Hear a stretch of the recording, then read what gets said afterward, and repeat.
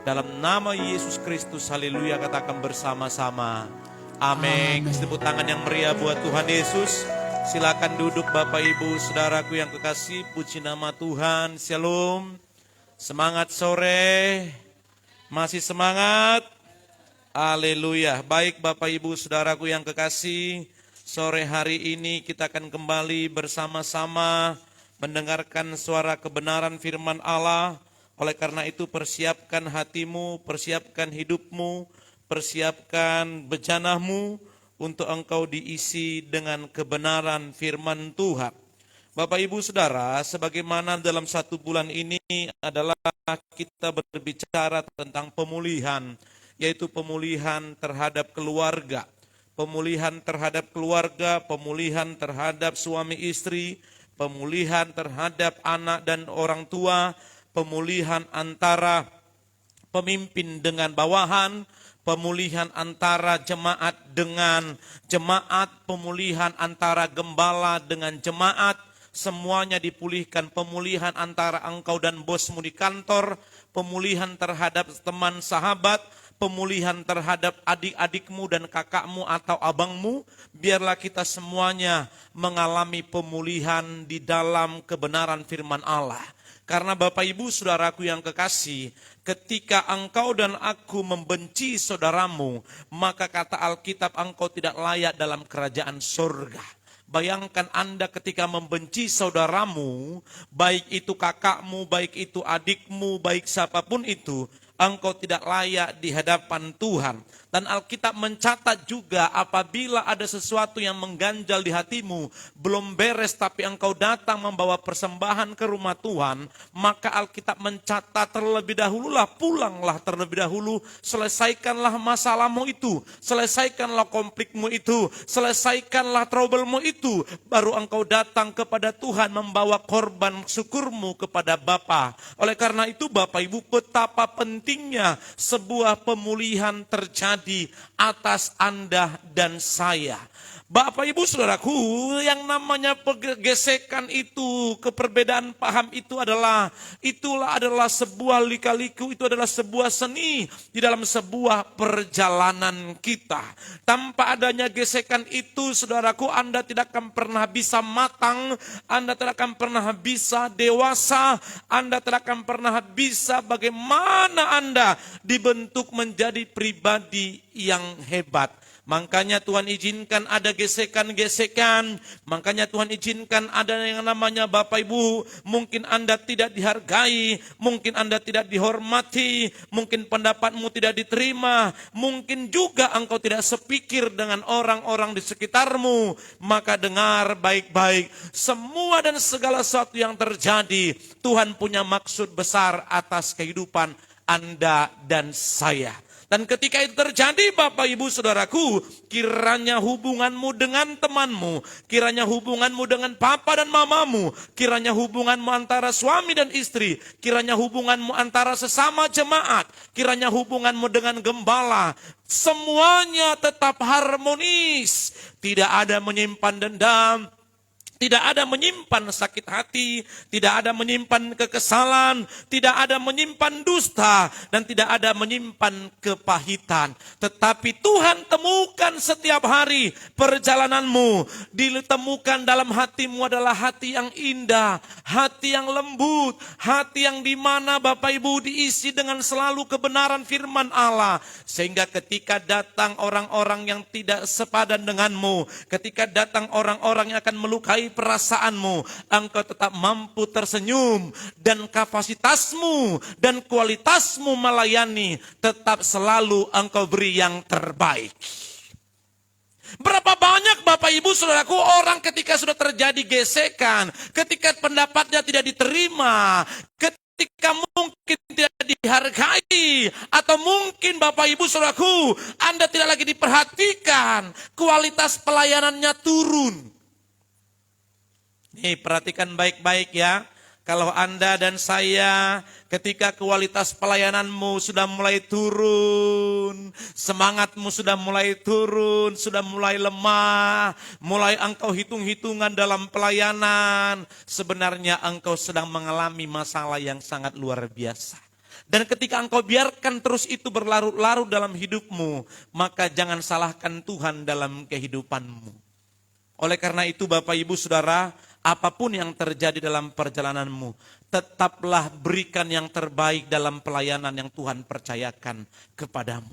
Jangan setengah-setengah, tetapi selalu beri yang terbaik. Oleh karena itu Bapak Ibu Saudara, di dalam sebuah perjalanan kehidupan kita dalam keluarga, maka ternyata ciri-ciri keluarga yang dipulihkan itu, atau ciri-ciri seorang istri yang sudah dipulihkan, ciri-ciri seorang suami yang sudah dipulihkan, ciri-ciri anak yang sudah dipulihkan, ciri-ciri bapak yang sudah dipulihkan, ciri hamba-hamba yang sudah dipulihkan. Saudaraku, ternyata yang pertama adalah ciri-cirinya orang yang dipulihkan itu, dia mengambil keputusan untuk apa? Untuk melayani kerajaannya. Dengar baik-baik Bapak Ibu Saudara, ciri-ciri orang yang sudah dipulihkan dalam hidupnya, dia mengambil keputusan melayani Kristus dalam hidupnya. Ini yang sangat penting Bapak Ibu Saudara. Ketika Anda dan saya dipulihkan oleh Tuhan melalui kebenaran firman Allah, melalui pertobatanmu, maka Anda dan saya, ciri-ciri yang pertama adalah orang itu melayani Tuhan. Katakan wow.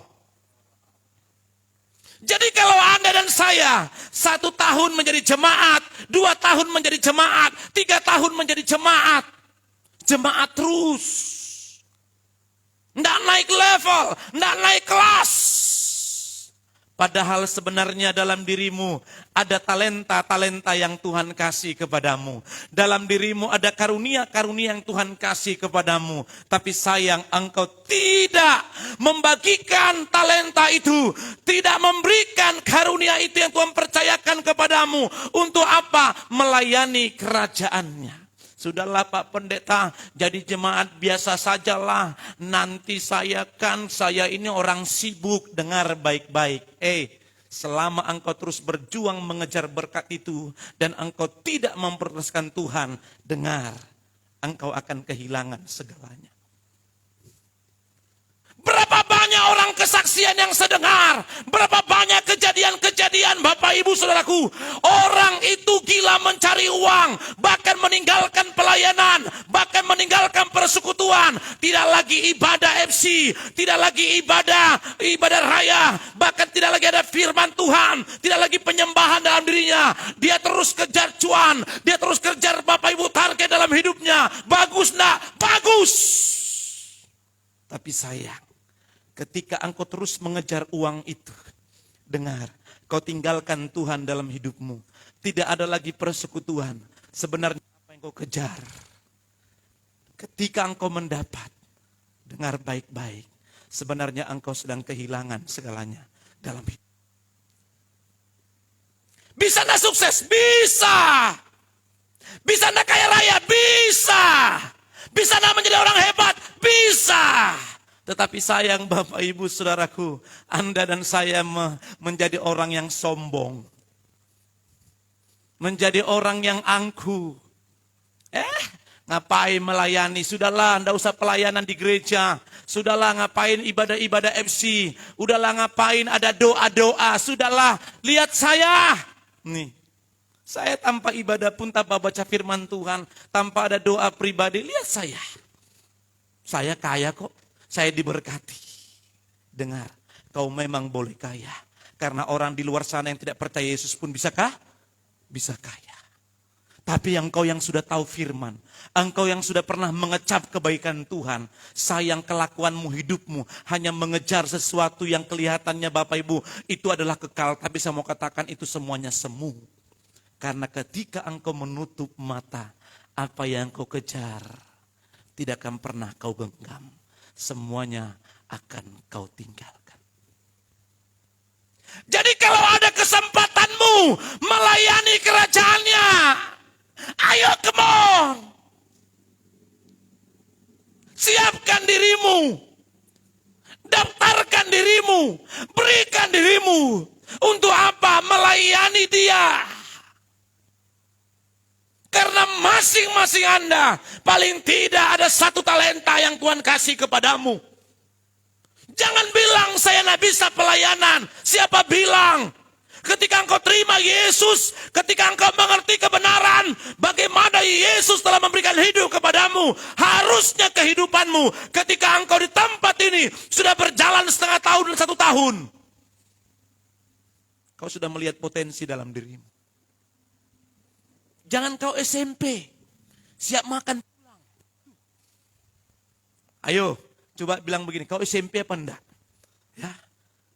Siap makan pulang. Artinya apa? Dengar firman ya sudah, selesai. Yang penting aku sudah ibadah. Enggak bisa begitu, Pak. Enggak bisa. Dengar, setiap dalam dirimu ada potensi hebat. Setiap dalam dirimu ada hal-hal yang hebat yang Tuhan titipkan kepadamu. Jangan sampai talenta itu kau kubur. Jangan. Oleh karena itu Bapak Ibu, keluarga yang dipulihkan, suami yang dipulihkan, anak yang dipulihkan, bapak yang dipulihkan, hamba-hamba yang dipulihkan, dia pasti melayani kerajaannya. Apa ya Tuhan yang ada padaku? Tak sadar enggak? Kau ketika kau di kamar mandi, sambil kau nyanyi, sambil air itu, mungkin kalau kau pakai shower atau pakai timba, sambil kau berkata, kasih setiamu yang kurasakan lebih tinggi dari langit biru. Orang yang mendengar di balik kamar mandi itu merasakan damai. Dengar baik-baik. Halo. Dengar baik-baik. Ada banyak orang di luar sana bagus suaranya. Tapi saudara ketika dia bernyanyi tidak membawa damai. Tapi ketika engkau baru mengatakan kasih setiamu orang lain di sana. Merasakan kehadiran Tuhan dalam kehidupannya. Itu adalah talenta yang Tuhan titipkan kepadamu. Amin. Amin. Dan ketika Bapak Ibu, engkau dalam sebuah perjalananmu, di kau semua ada gitar temanmu. Ternyata sejak dari kecil, engkau sudah senang main gitar. Tapi sayang, gitar yang kau ada ini, hanya kau nyanyikan apa lagunya, aku masih seperti yang dulu. Matilah kau. Nyanyinya itu terus, aku masih seperti yang dulu. Sambil ada susu di depannya. Tahu susu? Tahu susu? Apa itu? Haleluya. Lagunya terus. Dengar saudaraku. Tapi sebenarnya dalam dirimu ada talenta. Jadi setiap kita yang Tuhan titipkan talenta itu, ketika engkau dipulihkan dalam keluargamu, dalam pribadimu, siapapun posisimu, dengar, ambil keputusanmu melayani Tuhan.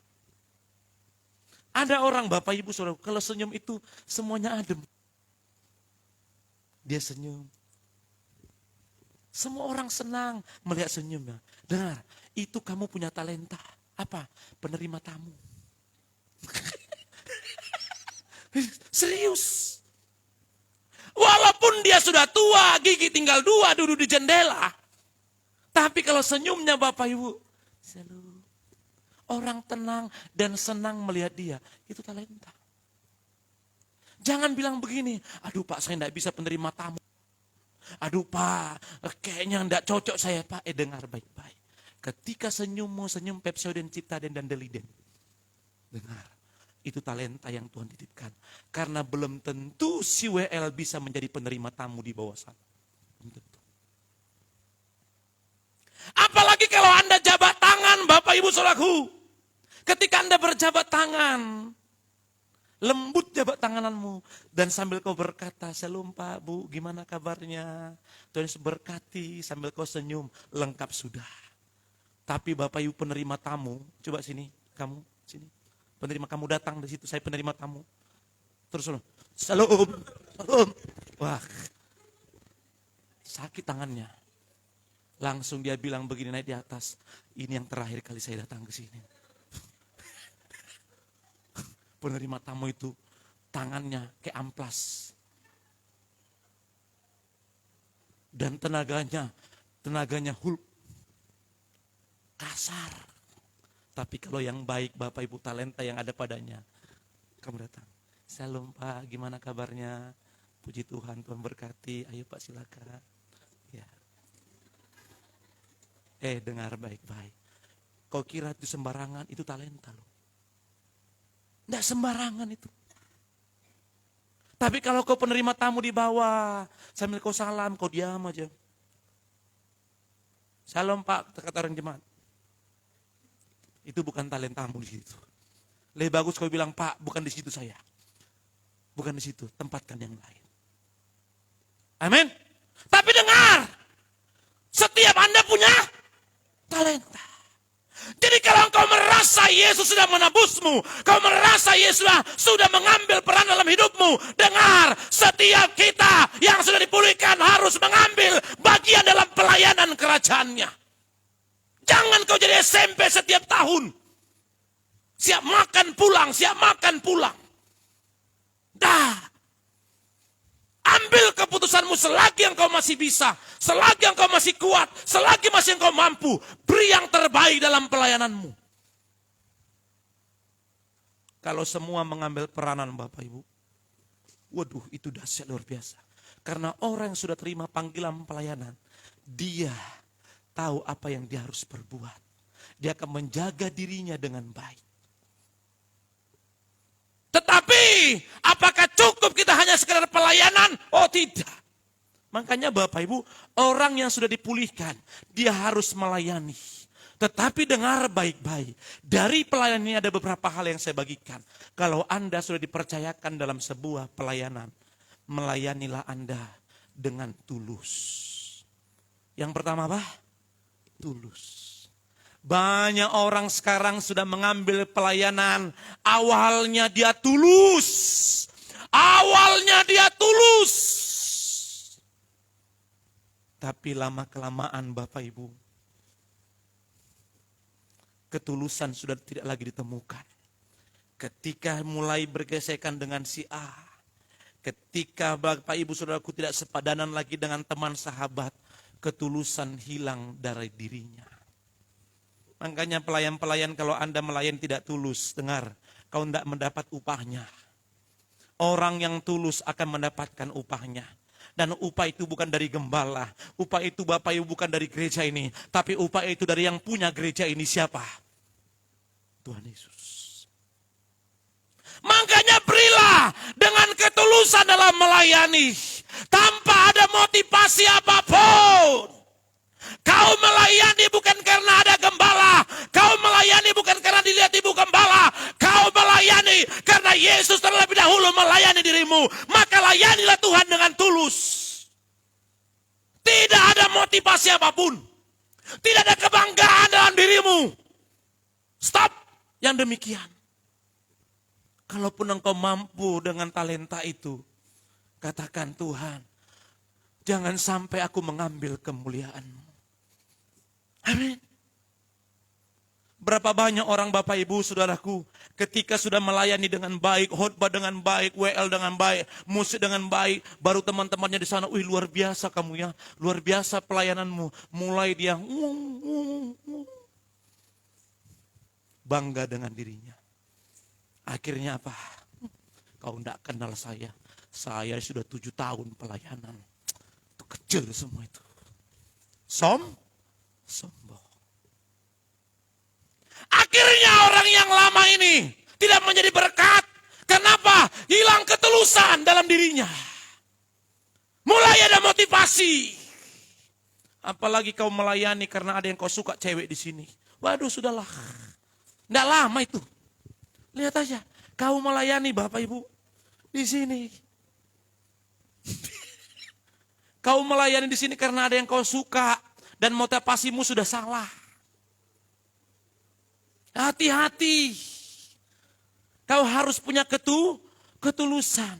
Bilang begini, aku melayani di tempat ini bukan acting. Aku melayani di sini adalah melayani kerajaannya. Aku melayani karena Tuhan memanggil saya. Dan aku harus memberikan dengan ketulusan dalam diriku. Bukan karena ada wanita yang kau sedang mau tembak tadi itu. Jangan kau karena ada yang mau kau tembak pas dia hadir di situ. Mulai kau buat gitar. Padahal latihan tidak ada begitu. Di latihan tidak ada begitu. Tapi karena ada yang mau dia tembak. Supaya adik yang di bawah itu bangga. Yang lebih, abang itu luar biasa. Tapi kalau engkau tidak tulus. Di depan orang kau memang luar biasa. Di hadapan Tuhan kau biasa-biasa. Amin. Jadi supaya pelayananmu luar biasa. Maka layanilah dengan tulus. Orang lain bisa melihat engkau hebat. Tapi ketika tidak tulus. Di hadapan Tuhan kau biasa-biasa. Makanya berhenti Anda melayani acting Bapak Ibu. Berhenti. Tidak usah bergaya-gaya pelayanan. Tetapi dengan ketulusan kau sedang menghadirkan hadirat Tuhan di dalam gereja ini. Amin. Amin. Jadi melayanilah dengan tulus. Tapi Bapak Ibu Saudaraku, berapa banyak kita temukan pelayan sudah tidak tulus melayani. Tapi saya berharap ketika engkau dengar firman Tuhan ini, layanilah Tuhan dengan tulus. Kau tidak dihargai, tetap tulus. Kau tidak dihormati, tetap tulus. Kau dikritik suaramu, tetap tulus. Kau ditegur, tetap tulus. Katakan begini, kritik itu untuk kebaikan bagiku. Teguran itu kebaikan bagiku. Supaya semakin hari aku semakin berkenan di hadapan Bapa. Amen. Tanpa ada orang di sampingmu, kau tidak tahu siapa dirimu. Karena cermin yang terbaik adalah orang-orang lain yang ada di sekitarmu. Dialah cermin supaya kau tahu siapa dirimu. Makanya kalau ada orang Bapak Ibu menegurmu, kalau ada orang mengkritikmu, kalau ada itu adalah cermin. Diperbaiki. Diperbaiki. Supaya ketulusan itu Tuhan temukan terus dalam dirimu. Dan ketika engkau mengangkat pujian, ketika engkau bernyanyi, maka Bapak Ibu Saudaraku, Anda sedang menghadirkan hadirat Bapa di tempat ini. Atmosfer sorga hadir di tempat ini. Dan semua yang hadir. Dia menangis bukan karena banyak hutang. Dia menangis bukan karena diputuskan pacarnya. Dia menangis bukan karena banyak pergumulan. Tapi seorang WL ketika mengangkat pujian, pemain musik ketika bermain musik dengan ketulusan. Orang-orang di umat yang ada di depannya menangis, meneteskan air mata. Sambil memegang dadanya dengan erat, dengan kuat. Sambil berkata, Kau baik Tuhan. Kenapa bisa kau melayani dengan tulus? Dan Tuhan mencari pelayan-pelayan yang tulus Bapak Ibu Saudara. Itu pastikan itu ada di tempat ini. Amin. Pastikan itu Anda dan saya melayani dengan tulus. Berapapun harganya, kau siap membayarnya. Siap diproteksi. Siap ditegur. Siap dikritik. Jangan baru ditegur sedikit.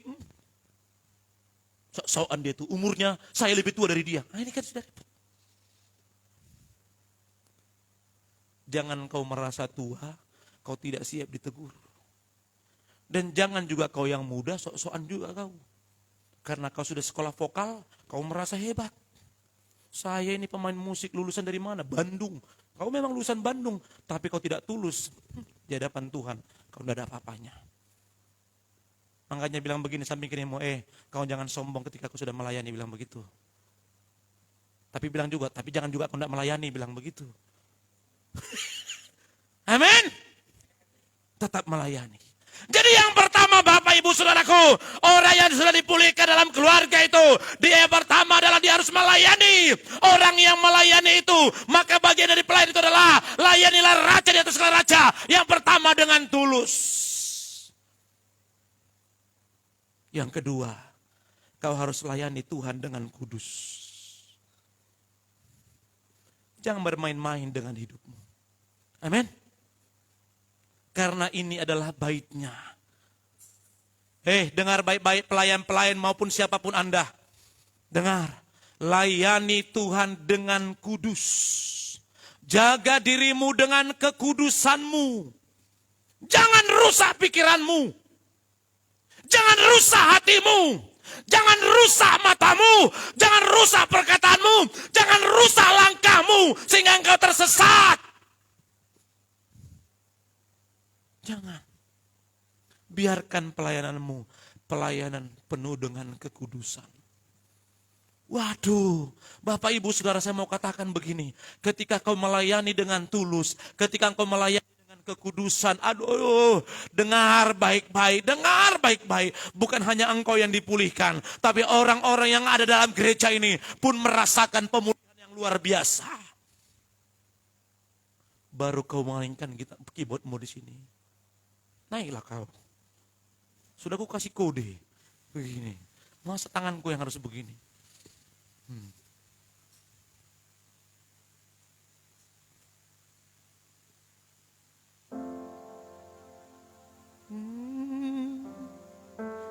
Hadiratmu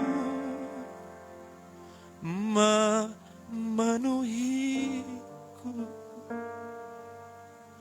Hadirat kudusmu penuhi baitmu. Dan ku tersungguh menyembahmu. Ku nampak hanya kemuliaanmu. Ketika pemain keyboard memencet touch-nya itu. Ketika seorang pemain WL, seorang WL mengangkat suara itu dengan kekudusan Tuhan. Dengar, ada jemaat yang ginjalnya bermasalah. Ada paru-parunya yang bermasalah. Ada hatinya yang bermasalah. Dengar, tanpa firman pun belum ditaburkan, kau sudah mengalami mukjizat dan kesembuhan. Amin. Amin. Camkan itu. Tuhan mencari orang-orang yang melayani. Bukan hanya sekadar melayani, tapi dia harus melayani dengan tulus. Baru yang kedua, dia harus melayani dengan kudus. Jaga kekudusanmu, nak. Jangan rusak hidupmu. Jangan rusak organ tubuhmu. Jangan rusak matamu. Jangan rusak pikiranmu. Jangan rusak perkataan. Satu saat kau bisa saja emosi. Tapi dengar, jangan terucap lagi dari mulutmu kata kebun binatang. Jangan lagi terucap lagi dari mulutmu kata organ tubuh. Jangan terucap lagi dari mulutmu sumpah serapah. Jangan keluar lagi dari mulutmu kata mengutuki dan merusak dan menjelekkan orang lain. Tapi ketika engkau mengerti dan sudah dipulihkan Tuhan, yang terucap dari mulutmu adalah perkataan berkat. Amin. Kau temukan orang itu melukai dirimu, tapi kau berkata, bro, aku mengasihi. Ayo kita berdoa yuk. Bantu jaga saya doa, doakan saya. Dengar, ketika itu kau lakukan dalam hidupmu, betapa dahsyatnya pekerjaan Tuhan. Bukan hanya di gereja ini, tapi tempat di mana engkau berada. Amin. Amin. Jadi Bapak Ibu, orang yang melayani dengan kudus itu, dia menjaga perkataannya, dia menjaga pikirannya, agar pikirannya tidak najis. Apalagi yang masih anak muda, pergi ke mall, ketemu cewek yang roknya segini. Mereka bukan belanja, hanya mau shopping aja, lihat jalan-jalan aja. Karena kurang modal. Biar mungkin mahasiswa yang sedang nyusun skripsi, lagi stres, jalan-jalanlah ke mall. Walaupun tidak ada yang dibeli. Yang penting jalan. Sambil lihat-lihat label harganya, mahal ya. Mulai ngukur. Waduh, di rekening hanya sekian. Tapi ketika lewat wanita cantik, rok pendek, baju seksi,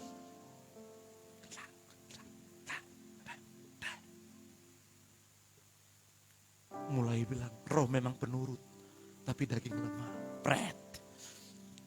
Dengar baik-baik. Kau harus menang. Amin.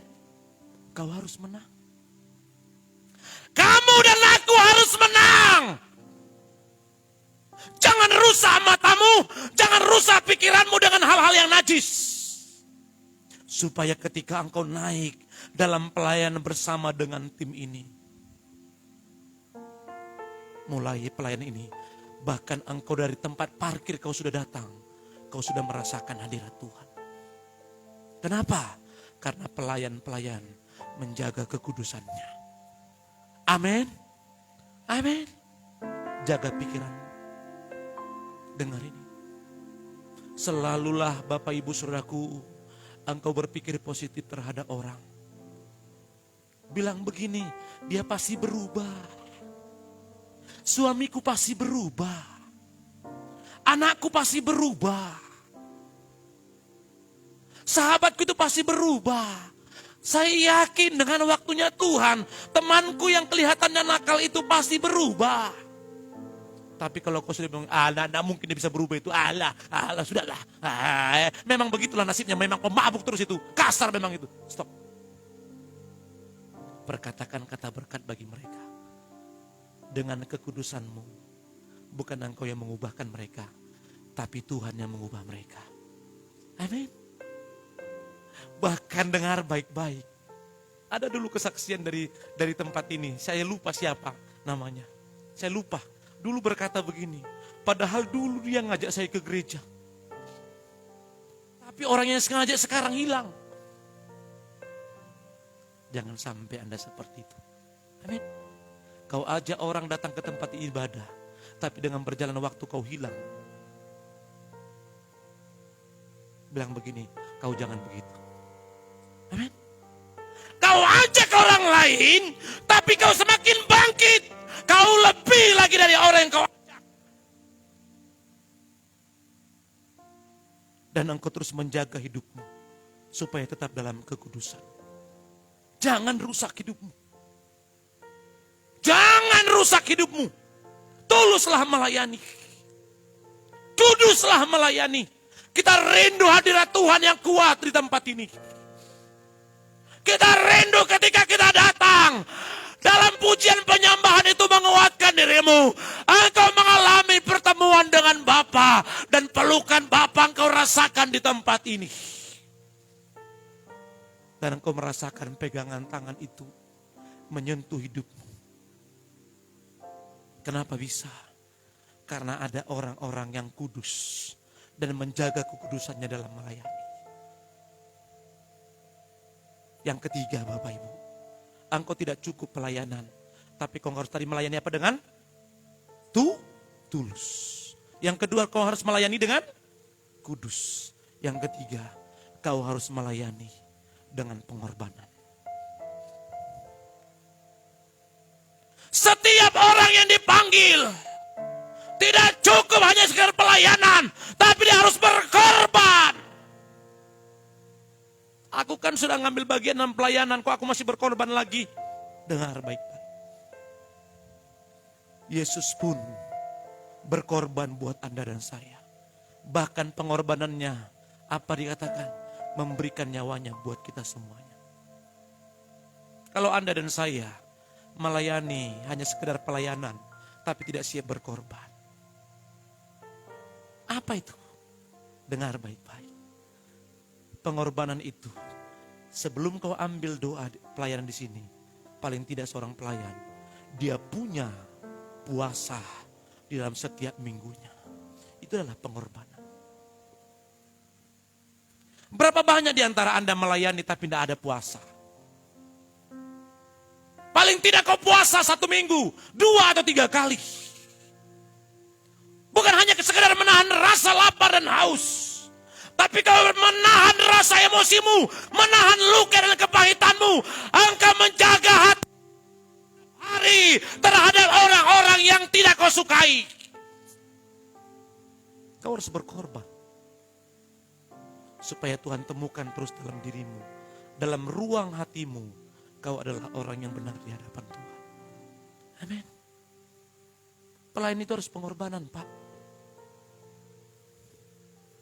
Puasa. Jangan bilang begini, Pak Pendeta, saya ini tidak bisa puasa. Kenapa tidak bisa? Ada mahku. Dengar baik-baik. Ketika suatu saat saya pernah tinggal di Kendari, Sulawesi Tenggara. Ternyata Bapak Ibu, saya ada mah dulu. Adik saya yang ada di Siantar, itu ketika dia masih tinggal di Batam, dia bilang begini, Bang, saya harus operasi karena ada benjolan di dadanya sini. Adik saya cewek, di bawah saya. Ada benjolan di sini, harus operasi, kata dokter harus operasi dan biayanya besar. Saudaraku, tahu enggak Anda? Saya ambil puasa 14 hari. Tadinya hanya 3 hari. Tidak makan, tidak minum. Dengar itu. Apa saya bilang? Apa saya bilang tadi? Tidak makan, tidak minum. Kau siap?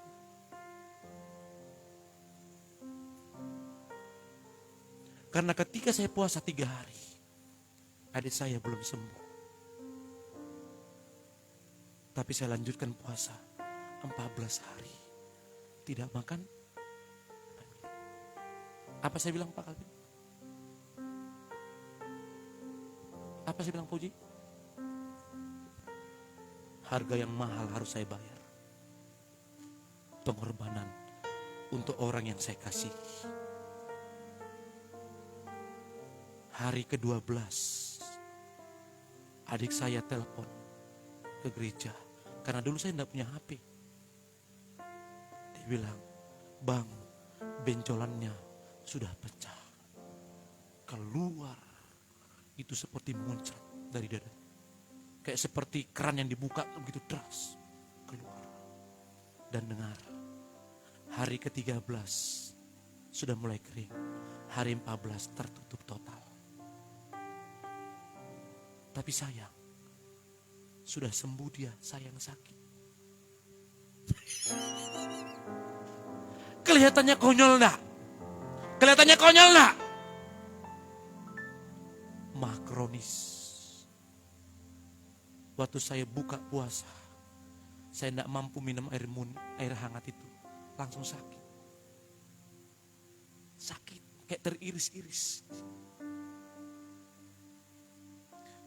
Gereja kami di Kendari itu naik tangga beberapa tangga. Tahu enggak Bapak Ibu Saudara?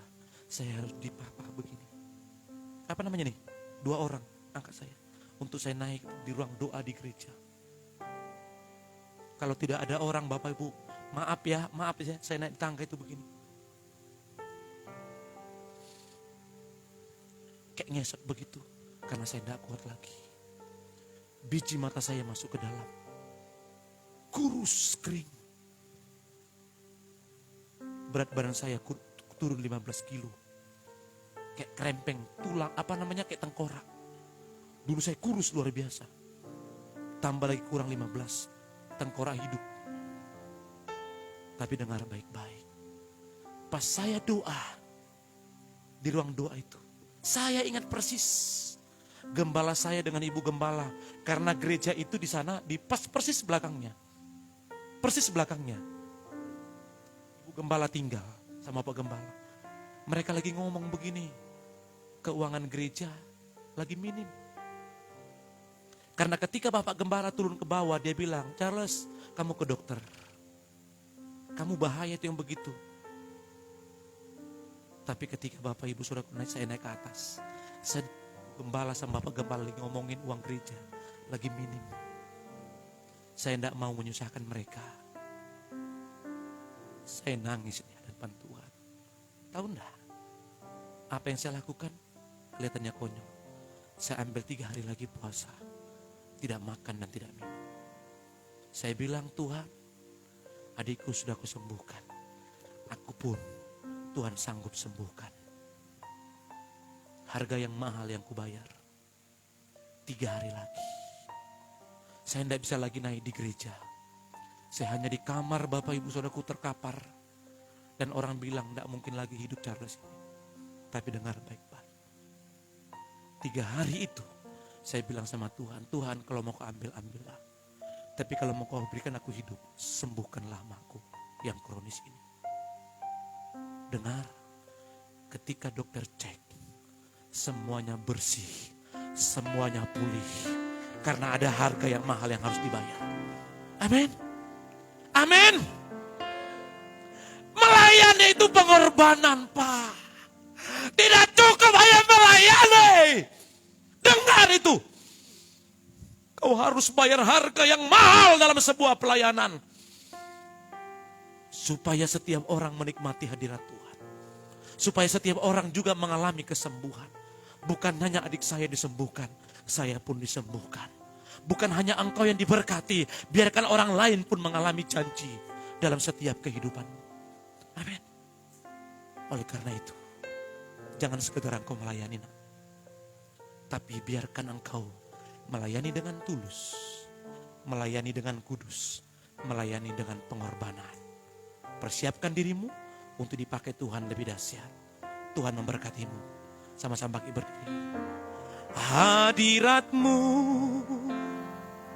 memenuhiku.